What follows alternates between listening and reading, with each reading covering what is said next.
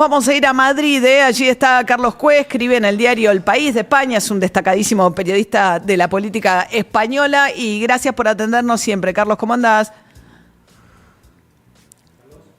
Bueno, Hola. Es que estamos mal, las relaciones diplomáticas se han resentido. Por ahí no nos quieren hablar ahora. Hay que ir más despacio. Nos están exigiendo un pedido de disculpas. Sí. El gobierno dijo que no se va a disculpar. No están bien las cosas en este momento. A ver si me restituye la palabra Carlos. Carlos, buen día. Hola, buen día, pero no están tan mal como para que no podamos hablar. ¿Todo bien? Todo muy bien. Seguimos con las comunicaciones abiertas, creo. Hasta donde yo sé, todavía hay comunicación telefónica. A ver, se metió de lleno en la discusión electoral, ¿no? También la presentación de Milei en Vox. Total, bueno, claro, no es casualidad. Milei venía a la presentación de las elecciones acá en Europa el 9 de junio. Hay unas elecciones en todos los países de la Unión Europea, se eligen los diputados en un Parlamento Europeo, que es bastante relevante porque al final de ahí sale la Comisión Europea, que es una especie, eso es difícil de entender probablemente para un argentino, imaginarse que hay una especie de gobierno europeo que toma decisiones muy relevantes y que toma decisiones que, pues, sobre temas muy, muy relevantes, agricultura, sanidad, economía. Y de hecho nosotros, por ejemplo, en Europa, y esto lo entenderá perfectamente un argentino, en España no tenemos política fiscal. O sea, el Banco Central Español no decide. Hay un Banco Central Europeo. Entonces todo esto se está eligiendo ahora, el 9 de junio, y obviamente a lo que fue Milei, el acto es espectacular que habéis visto ayer con tantos miles de personas, es al arranque de la campaña europea de Vox, de la ultraderecha española. Por tanto, es evidente que Milei sabía perfectamente que estaba viniendo a un ambiente totalmente electoral, que obviamente el otro lado también, porque Sánchez también está en campaña, el PP también está en campaña, todo el mundo está en campaña en España y en toda Europa.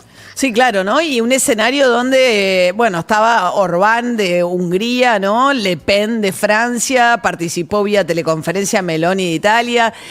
Hay muchas fuerzas de la ultraderecha en Europa que, de hecho, bueno, leía el fin de semana muchos artículos, Carlos, del País y otros medios planteando un poco qué tipo de amenaza representaría si estas fuerzas ganan mucha representación en el Parlamento Europeo para la vigencia misma de la Unión Europea o de las democracias liberales en Europa. Totalmente, es el gran debate europeo en este momento. La ultraderecha en Europa va muy fuerte, gobierna en algunos países como Italia o como Hungría y va muy fuerte en otros. Y evidentemente estas elecciones son decisivas porque la Comisión Europea, esta especie de gobierno europeo, siempre se ha hecho de una especie de gran acuerdo entre socialdemócratas, centro-izquierda, Partido Popular Europeo, conservadores, centro-derecha y los liberales, que aquí no son como Milei, que dice cero Estado y tal, son liberales mucho más moderados y más tranquilos, que digamos que son europeístas y que están son como los partidos de centro. Esos tres grandes partidos son los que han dirigido Europa los últimos 70 años. Y ahora está el riesgo de que una ultraderecha muy fuerte exija y diga, oiga, señores, nosotros tenemos un montón de diputados en el Parlamento Europeo, queremos mandar en la Comisión Europea, en el Gobierno de Europa.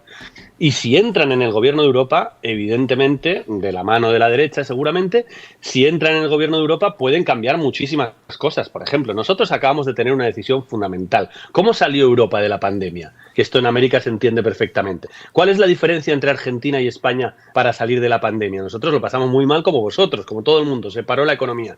¿Pero qué tiene España?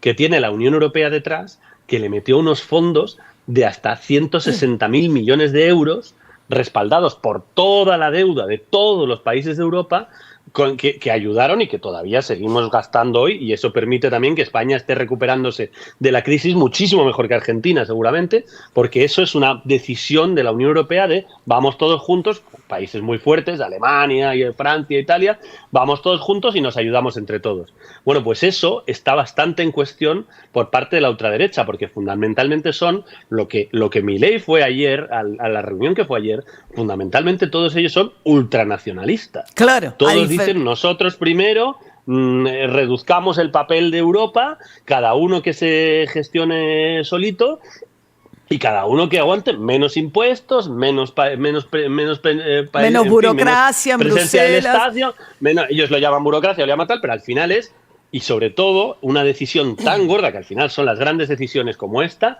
de mutualizamos la deuda, quiere decir, entre todos nos ayudamos para sacar, por ejemplo, sobre todo a España e Italia, que son los dos países más afectados por el COVID y que más gente murió y que más se hundió la economía, ponemos plata de Alemania y de todos los países del norte para ayudar a España e Italia o no. Bueno, pues esas decisiones, con la ultraderecha dentro del gobierno, nadie sabe qué va a pasar. Es posible que cambie por completo la línea política europea. Estamos charlando con el periodista español Carlos Cue respecto de la presencia de Milei. Y a propósito, estoy dejando para el final lo de Pedro Sánchez porque me interesaba como darle el contexto, porque además si uno escuchaba el discurso de Milei, ayer yo me lo leí, lo escuché entero, porque me parecía decir, bueno, cómo se percibe él como un jugador muy relevante en este escenario que está, digamos, que son elecciones muy dramáticas en Europa, podría cambiar el curso, como nos cuenta Carlos, de Europa en un momento de mucha tensión.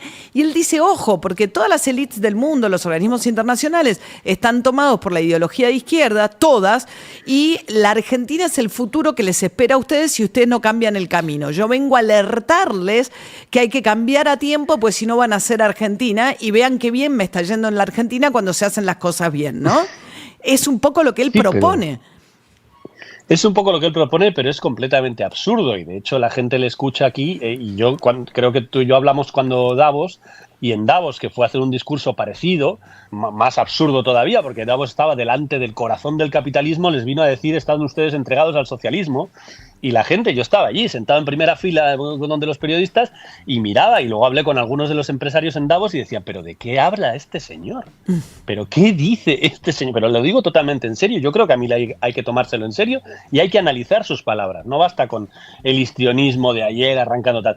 Las palabras de Milei son un despropósito en serio, analizadas en serio. Milei está planteando, y viene aquí a Madrid a plantear de alguna manera que hay un socialismo que domina el mundo, que es ridículo. En ningún país de Europa está puesta en cuestión la economía de mercado. En ningún país de Europa está puesta en cuestión la propiedad privada. La propiedad privada forma parte de las constituciones de toda Europa, por supuesto también la española. La defensa de la propiedad privada está en la Constitución española, en la italiana, en la francesa, en la alemana. Es absurdo. No hay una batalla mundial entre el socialismo y el capitalismo. No existe. El planteamiento que hace Milei, como si él estuviera luchando contra el mal del socialismo. El socialismo, tal como lo entiende Milei, cayó en 1989 en Europa, que es el lugar donde más socialismo hubo en el mundo. Cayó en 1989 el muro, una cosa que se llama el muro de Berlín. Cayeron uno detrás de otro todos los países soviéticos. Cayó la Unión Soviética. La Unión Soviética se rige por un modelo capitalista puro, de hecho oligárquico, donde los oligarcas son los que dominan el mundo. Ese es el último gran país. Incluso China, que él llama comunista y demás, se rige por un sistema capitalista puro. En China hay propiedad privada, por supuesto, hay millonarios, hay economía de mercado. No es verdad que todos los meses es una batalla que él quiere plantear y que a la gente que le escucha le parece fantástico porque sueñan con el leviatán comunista, que en realidad habla de comunismo, no de socialismo, el leviatán comunista que nos invade. No es verdad, no está en ningún lado, desde luego no está en Europa y en Latinoamérica solo está en Cuba. Claro. El único modelo socialista que hay vigente en Latinoamérica es Cuba, en nadie, y por eso yo creo que hay que tomárselo en serio y analizarlo en serio. Yo lo escuché ayer con mucho interés. No, y yo cada también, frase es un despropósito, no existe nada de habla lo que de un dice mundo, Milei, es un mundo que no pero existe. a la vez sintoniza muchísimo con esa convención y ese mundo, ¿no? Sí. Estamos charlando con Carlos Cue. Carlos, ahora sí te quería preguntar por la pelea con España, con el gobierno español de Pedro Sánchez.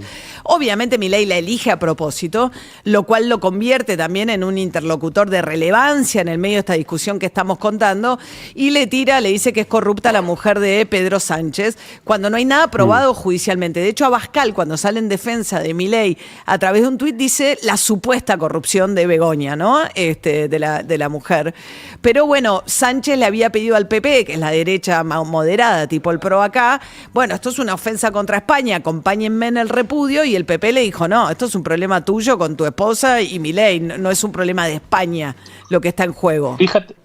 Fíjate, es tan interesante, es tan brutal lo que hizo Milei ayer, que hasta el PP está girando. Hoy hoy cambió. Como tú dices, ayer dijo, no quiero saber nada, bueno, el problema lo tiene Sánchez, dijo ayer, yo no hago oposición al presidente de Argentina. Pero es tan bestia lo que hizo Milei ayer, tan inédito, porque no pasa, o sea, hay muchas tensiones entre gobiernos, es frecuente, pero nunca pasa que te vas al país del anfitrión a decirle, a insultarle en el país. Eso no lo hace nadie. O sea, evidentemente Maduro dice cualquier tipo de barbaridad, pero la dice en Caracas. Sí, cambia. Incluso López Obrador. La ofensa es distinta. Claro, es que es muy distinto. López Obrador ha dicho cosas fuertes sobre el gobierno español. Hemos tenido tensiones, incluso retiradas, llamadas de embajadores. Hay tensiones entre los gobiernos. Es así. López Obrador dice que España fue la conquista, que ha dicho cosas sobre el rey. Hemos tenido muchas tensiones. Pero López Obrador lo dice en México DF. Es que no tiene nada que ver. No tiene nada que ver que Milei hubiera dicho estas palabras en Buenos Aires, que son graves y son duras, que decirlas en Madrid. Eso no lo hace absolutamente nadie. Entonces es tan grave lo que ha hecho Milei que hasta el PP hoy, al ver la reacción de prácticamente la unanimidad de los medios de comunicación españoles, incluidos los conservadores, muy anti-Sánchez, que dicen, oiga, El Mundo, la ABC... Sánchez, la razón, todos dicen Sánchez es un desastre, a nosotros no nos gusta, pero oiga, esto no se puede hacer. Un presidente de un jefe de Estado de otro país no puede ir al país extranjero a meterse en un acto político de injerencia clarísima. No se puede hacer eso. Entonces es tan bestia que el propio PP ha tenido que girar, y esta mañana ha pasado una cosa muy llamativa, además del giro del PP que dice lo de Milei está mal, que ya es mucho, es que las empresas españolas que estuvieron el sábado con Milei, justo los que estuvieron el sábado y que fueron a rendirle pleitesía a Milei, obviamente, porque es un presidente de Argentina, nada menos, y les llamó el jueves y aún así el sábado se presentaron, pues lo hizo muy a última hora, pero fueron allí, claro, les dejó fatal.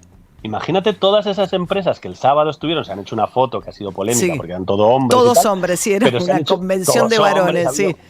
Efectivamente, pero bueno, eso es una polémica, pero se ha dicho, pero claro, todas esas empresas fueron allí a mostrar su respeto a Milei, a hablar de economía, tal.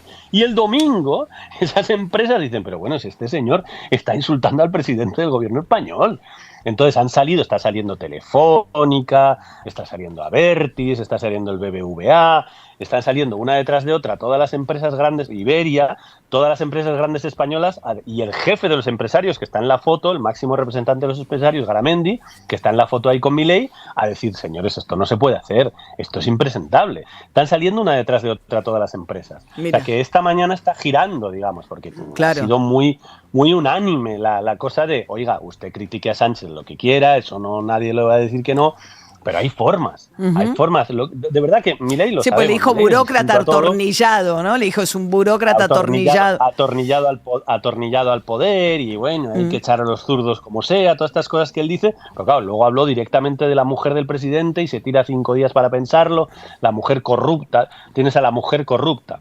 El caso de la mujer es un caso que hay una discusión ética, si quieres, de la posibilidad de si está bien o mal que la mujer de un presidente que trabaja y evidentemente trabaja y se relaciona con empresas pueda haber firmado una carta en la que en un contrato público, una carta entre las 30 y tantas cartas que se suelen firmar de recomendación, como diciendo, bueno, esta es una empresa seria, estaba la firma de la mujer. Eso, hay una discusión ética. Respecto al conflicto de interés, pero no está regulado el rol de la primera dama, ¿no? Pero no es un hecho.